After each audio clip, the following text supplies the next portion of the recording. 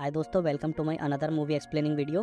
दोस्तों आज की मूवी बहुत ही बेहतरीन है। इस मूवी में बताया गया है दोस्तों कि एक शरीफ इंसान, दरियादिल इंसान जो लोगों की हमेशा मदद करता है, लोग उसका किस तरह से गलत फ़ायदा उठाते हैं और उन लोगों से कैसे निपटना चाहिए। तो चलिए दोस्तों, ज़्यादा बातें ना करते हुए मूवी को स्टार्ट करते हैं। लेकिन उससे पहले दोस्तों, माँ की कसम देने वालों को तो हर कोई सब्सक्राइब करता है। देखते हैं अपने छोटे भाई को आज कौन कौन सब्सक्राइब करता है। तो चलिए दोस्तों स्टार्ट करते हैं।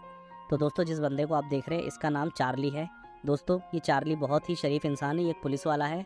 तो दोस्तों हमें पहले सीन में दिखाया जाता है कि चार्ली बाइक लेके जा रहा होता है और तभी फ्लैशबैक का सीन दिखाता है जिसमें चार्ली जब जवान था उस टाइम पे उसकी गर्लफ्रेंड जो बहुत ही खूबसूरत थी, जिसका नाम लैला था, लैला के साथ एंजॉय कर रहा होता है। जिसमें दोस्तों लैला ने अपनी टी शर्ट पे चार्ली की फ़ोटो और चार्ली ने अपनी टी शर्ट पे लैला की फ़ोटो बना रखी थी। उसके बाद दोस्तों चार्ली और लैला शादी कर लेते हैं। शादी के बाद चार्ली लैला को अपने कमरे में ले जा रहा होता है। तो वो लैला को गेट पे छोड़ के और ड्राइवर को आता है पैसे देने। तो ड्राइवर से वो ये पूछ लेता है कि क्या आप चेक लेते हैं, जिस बात पे ड्राइवर बहुत बड़ा इशू बना देता है। कहता है क्या आप चेक ले लेते हैं, मतलब कौन? काले लोग चेक लेते हैं। ऐसे करके उन दोनों की बहस होने लगती है, फिर लड़ाई होती है। इसमें लैला आके उन दोनों को अलग अलग करती है और फिर लैला उससे सॉरी बोल के छोड़ने जाती है। तो लैला उससे नाम पूछती है, वो नाम बताता है शॉन्टू। तो वो कहती है शॉन्टू जी माफ़ करना, मेरे पति की तरफ से मैं माफ़ी मांगती हूँ। शॉन्टू कहता है चलो आप कहती हो तो माफ़ कर देता हूँ, वरना वो बचता नहीं मेरे हाथों से। इस बात पे लैला इंप्रेस हो जाती है। उसकी कद काठी इतनी कम होने के बावजूद उसकी हिम्मत देख के लैला पिघल जाती है और लैला उसकी आंखों में देखती है और उसे समझ में आ जाता है कि हाँ इन दोनों का कुछ है। वहीं दोस्तों अगला सीन दिखाते हैं जिसमें हमें दिखाते हैं कि लैला की डिलीवरी हो रही होती है और चार्ली भी वही रहता है, बहुत खुश रहता है। तभी चार्ली के हाथ में एक बेटा देते हैं, जिसे देख के चार्ली बहुत ही हैरान परेशान हो जाता है क्योंकि वो काला था और चार्ली वाइट अंग्रेज था। पर दोस्तों चार्ली कुछ नहीं कहता। तभी हमें दिखाते हैं दूसरी डिलीवरी फिर होती है और इस तरह से 3 बच्चे होते हैं चार्ली के। नेक्स्ट सीन में हमें दिखाते हैं चार्ली पिकनिक मना रहा होता है अपने बाहर लॉन में, जिसमें दोस्तों बहुत सारे लोग आए होते हैं, जिसमें एक फ्रेंड भी आता है चार्ली का। वो कहता है यार चार्ली बुरा मत मानना, पर तुम्हारे बच्चे कुछ अलग नहीं लगते तुमसे? तो चार्ली कहता है सारे बच्चे अलग होते हैं, सब बच्चे अलग होते हैं, तो इसमें क्या बड़ी बात है, वो मेरे बच्चे हैं। और यही बात खत्म हो जाती है दोस्तों। वही दोस्तों हमें शाम को दिखाते हैं चार्ली चर्च में जाता है और फादरी के पास कन्फेस करता है कि फादरी मुझे लगता है मेरी बीवी का किसी काले आदमी के साथ चक्कर है। और तभी फादरी बोलता है चार्ली क्या तुम हो, और चार्ली नीचे झुक जाता है। वहीं दोस्तों अगले दिन हमें दिखाते हैं ये बात क्लियर हो जाती है कि चार्ली की वाइफ का किसी और से चक्कर है, क्योंकि चार्ली की वाइफ अपनी टी शर्ट पे उस ड्राइवर शॉन्टू की फ़ोटो लगा के घूमती है और चार्ली को बोलते देखो चार्ली बहुत हो गया, अब मैं और तुम्हारे साथ नहीं रह सकती, मैं शॉन्टू के बिना अब नहीं रह सकती, तो मैं अब शॉन्टू के साथ जा रही हूँ। तो वो कहता है यार हमने साथ जीने मरने की कसम खाई थी, जिस पर शॉन्टू कहता है हाँ मेरे साथ रहेगी ना ये, और कसमें भी मेरे साथ। उसके बाद दोस्तों वो दोनों चले जाते हैं और चार्ली वहीं रह जाता है। पर चार्ली अपने तीनों बच्चों की तरफ देखता है, उन बच्चों को देख के उसे दया आती है। उसके बच्चे भी बहुत समझदार रहते हैं। वो काम पे जा रहा होता है तो दिखाते हैं उसके तीनों बच्चे कबाड़ के सामान से एक हेलीकॉप्टर बनाने की कोशिश करते हैं। उसके बाद चार्ली काम से जब वापस आता है रात में तो देखता है बच्चों ने बना लिया। एक्चुअल में ये बच्चे बहुत ही होशियार रहते हैं। वहीं फिर नेक्स्ट सीन में दिखाते हैं चार्ली अपने बच्चों के साथ टीवी देख रहा है और देखते देखते ही बच्चे बड़े हो जाते हैं। दोस्तों ये बच्चे बहुत ही समझदार होते हैं, बहुत ही तेज तर्रार होते हैं और इन तीनों बच्चों का नाम टॉम, डिक एंड हैरी होता है। जिसमें दिखाते हैं दोस्तों जो टॉम रहता है सबसे छोटा वाला, वो बहुत परेशान होता है क्योंकि उसके समझ ही नहीं आता ये न्यूट्रॉन और इलेक्ट्रॉन के बीच में प्रोटॉन क्या कर रहा है। एक्चुअली में एटॉमिक मास पढ़ रहा होता है दोस्तों, ये बहुत ही हार्ड पढ़ाई कर रहा होता है और ये कहता है यार अगर ये समझ नहीं आया ना मेरे, तो मेरे 100 में से कुल 100 ही नंबर आएंगे। तो उससे हमें पता लगता है कितना इंटेलिजेंट है। उसका भाई कहता है यार तो दिन भर खाने में ध्यान देगा तो फिर ये इलेक्ट्रॉन प्रोटॉन में फंसा रह जाएगा, तेरे भेजे में इतनी सी बात नहीं घुसती। उसके बाद उनका सबसे बड़ा वाला भाई हैरी आता है, कहता है यार तुम ये सब छोड़ो, ये बताओ खाना वाना खाया, बापू कहाँ है? तभी उनका बापू आता है, बोलता है और बच्चों सब ठीक? तो कहते हैं बापू सब ठीक है यार, देखो ना बापू मैं इसे पढ़ाई के लिए कह रहा था। तो बापू बोलता है अरे यार बढ़िया, पढ़ाई करो, शाबाश पढ़ाई करो, मेरे को एक गुड बाय किस दो। वो तीनों बच्चों को किस करता है और बाहर जाने लगता है काम पे। तो वो देखता है पड़ोसी का जो कुत्ता है उसके गार्डन में आके पॉटी कर रहा होता है दोस्तों, और वो पड़ोसी को कहता है यार ये, तो पड़ोसी कहता है यार सॉरी मेरे कुत्ते ने वहाँ कर दिया, और बोलता है कि यार तुम्हारा जो न्यूज़पेपर है ना वो मेरी वाइफ ले गई है, पढ़ के दे दूंगा, या तुम ऐसा करना तुम नया खरीद लेना। तो जिस पे ये बोलता है ठीक है मैं नया खरीद लूँगा। उसकी सुबह तो पहले ही ख़राब हो गई। फिर वो काम पे जाता है, रास्ते में देखता है कि एक नो पार्किंग में गाड़ी खड़ी है बहुत देर से। तो वो अंदर मालिकों को जाकर बोलता है कि यार ये बाहर जो गाड़ी खड़ी है ये नो पार्किंग एरिया में, इसे पार्किंग में लगा दो। तो वो लोग कहते हैं रुको अभी देखो क्या सीन है। तो वहाँ एक लेडीज़ अपने बच्चे को उठा के बैठाती है, ये लोग उसके ब्रेस्ट को देख रहे होते हैं, जिसपे ये कहता है यार ये तो गलत है, वो एक माँ है। तो सब हंसते हैं और उसको चाबी देके बोलते हैं पार्किंग में लगा देना। वो कहता है चलो ठीक है, वो पार्किंग में लगाता है। फिर वो रास्ते में जाता है, रास्ते में उसे एक बच्ची खेलती दिखती है। उस बच्ची को वो कहता है बेटा यहाँ मत खेलो, घर पे जाके खेलो। तो वो बच्ची चिल्लाती है, जिस पे चार्ली उसे छोड़ के भग जाता है। फिर चार्ली और आगे जाता है, वो एक स्टोर में जाके स्टोर में कुछ शॉपिंग करता है, कुछ चीज़ खरीदता है, बिलिंग कराने जा रहा होता है। तभी एक लेडीज़ कहती है अगर आप बुरा ना मानो तो क्या मैं आपसे पहले बिलिंग करा लूँ? तो चार्ली कहता है हाँ कोई बात नहीं करा लो। तभी वो लेडीज़ अपने बच्चों को बुलाती है, बच्चों जल्दी जल्दी आओ। और उसके बच्चे बहुत सारी ट्रॉली भर के लेके आते हैं सामान की, जिसे देख के कुछ कुछ होने लगता है या अजीब से रिएक्शन बनाने लगता है चार्ली। और थोड़ी देर बाद चार्ली एकदम से शांत हो जाता है और चार्ली फिर उसके ट्रॉली में से एक प्रोडक्ट निकालता है जिसका नाम था वेजी क्लीन। दोस्तों ये एंटीसेप्टिक क्रीम थी और प्राइवेट पार्ट को क्लीन करने वाली क्रीम थी। तो दोस्तों वो माइक में ज़ोर ज़ोर से बोलता है कि वेजी क्रीम का प्राइस चेक कीजिए। यहाँ हमारे पास एक कस्टमर है जिनको बहुत तगड़ी वाली खुजली है, उन्हें वेजी क्रीम यूज़ करना है। इस बात पर दोस्तों वो लेडीज़ बहुत ही शर्मा जाती है और वहाँ से चली जाती है। उसके बाद दिखाते हैं दोस्तों चार्ली फिर बाहर जाता है और चार्ली उस लड़की को, वो जो लड़की रास्ते पे खेल रही थी, उसे पकड़ के एक फुहारे में पानी में डुबो के बोलता है अब खेलेगी रोड पे और बहुत डुबा के मारता है। उसके बाद दोस्तों दिखाते हैं वो जो दूसरी गाड़ी रहती है, चार्ली उस गाड़ी को सीधा उस दुकान में ठोक के अंदर डाल देता है और कहता है ये लो अब हो गई पार्क।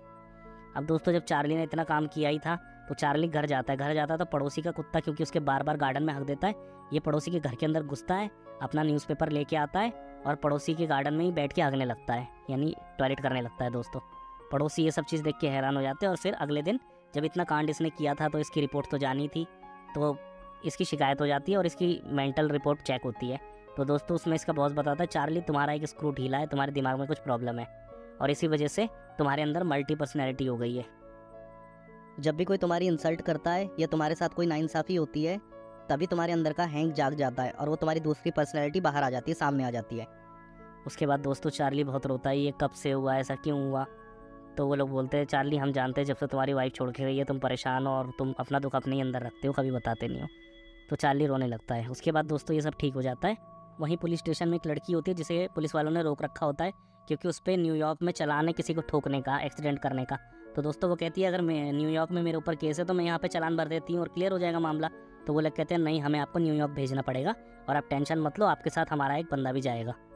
उसके बाद दोस्तों वो लोग अपॉइंट करते हैं कि हम चार्ली को भेज देते हैं इसके साथ, अगर कुछ होगा तो वो देख लिया जाएगा और वैसे भी चार्ली को कोई काम तो है नहीं, यहाँ पे रहेगा तो गड़बड़ करेगा, तो इससे अच्छा वहीं भेज देते हैं। और चार्ली को बताया जाता है, चार्ली कहता है ठीक है मैं इस काम को सही से करूँगा। और दोस्तों इस लड़की का नाम आयरीन है। आयरीन दोस्तों, आयरीन को फंसाया गया है। एक्चुअल में आयरीन किसी विक्की नाम के बंदे के साथ में काम करती थी। उस बंदे ने आयरीन के थ्रू किसी बंदे को मारा है, गाड़ी से कुचल दिया है और आयरीन को फंसा दिया। अब वो आयरीन को भी मारना चाहता है ताकि वो रास्ता क्लियर कर सके, उस पर कोई भी इल्ज़ाम ना आए। और आयरीन को इस बारे में कुछ भी पता नहीं होता दोस्तों। उसके बाद दोस्तों चार्ली आयरीन को लेकर बाइक में न्यूयॉर्क की तरफ रवाना हो जाता है। उन्हें काफ़ी लेट हो जाता है, रात हो जाती है, तो वो एक होटल में रुक जाते हैं दोस्तों। और उसी होटल में रात में उनके ऊपर हमला होता है, कोई अनजान हमला करता है। इस हमले से चार्ली और आयरीन तो बच जाते हैं लेकिन आयरीन घबरा जाती है बहुत ज़्यादा और इसी वजह से चार्ली शहर में एक पुलिस वाले को जानता है, वो उसे कॉल कर देता है। और वो ऑफिसर जब आता है तो चार्ली इंट्रोड्यूस कराता है कि इसका नाम आयरीन है और हम ऐसे ऐसे बता रहा होता है। तभी ये पुलिस वाला अचानक से चार्ली पे हमला करता है जिससे चार्ली नीचे गिर जाता है। उसके बाद ये पुलिस वाला आयरीन को बोलता है कि विक्की मेरा ही साथी है और हमें डर था कि कहीं सजा ना हो जाए, अब तुम खुद ही हाथ लग गई तो तुम्हें मार के हम सारे सबूत मिटा देंगे।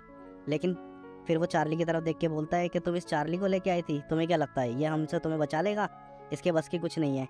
और ये चार्ली की इंसल्ट वाली बातें होती है जिसे सुनकर चार्ली को गुस्सा आने लगता है और तभी वो शॉपिंग मॉल में जैसे बदला था वैसे बदल जाता है। फिर चार्ली अचानक से मट्टी लेता है और उसके आंखों में फेंकता है लेकिन वो हट जाता है।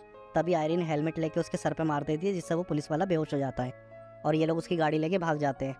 और उसके बाद ये लोग एक रेस्टोरेंट में रुकते हैं, वहाँ पे ये लोग खाना खा रहे होते हैं। तभी वेटर आता है। वेटर बहुत सफ़ेद रहता है, वाइट रहता है, इसलिए ये वेटर को चिढ़ाने लगता है तुम एलियन हो क्या, तुम इतना सफ़ेद कैसे हो। और तभी इन पर कुछ लोग हमला कर देते हैं।